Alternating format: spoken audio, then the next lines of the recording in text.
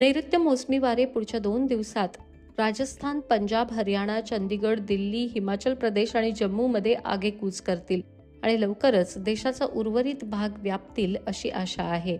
सध्या गुजरात आणि पश्चिम किनारी प्रदेशात मान्सून सक्रिय स्थितीत आहे. पुढच्या 24 तासांमध्ये गुजरातमध्ये तुरळक ठिकाणी अतिवृष्टीची शक्यता आहे, तर कोकण आणि मध्य महाराष्ट्रातल्या घाट प्रदेशात तुरळक ठिकाणी जोरदार ते अतिजोरदार पावसाची शक्यता आहे. कोकणात इतर बहुतांश ठिकाणी तसंच मध्य महाराष्ट्र आणि मराठवाड्यात बहुतांश ठिकाणी हलक्या ते मध्यम पावसाची शक्यता आहे, तर विदर्भात हलका ते मध्यम पाऊस, विजा आणि वादळी वाऱ्यांची शक्यता आहे.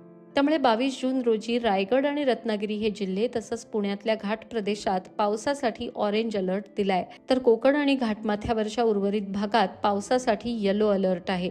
त्याशिवाय परभणी, हिंगोली, नांदेड, अमरावती, नागपूर, भंडारा, चंद्रपूर, गडचिरोली या जिल्ह्यांमध्ये वादळी पावसासाठी येलो अलर्ट दिला आहे.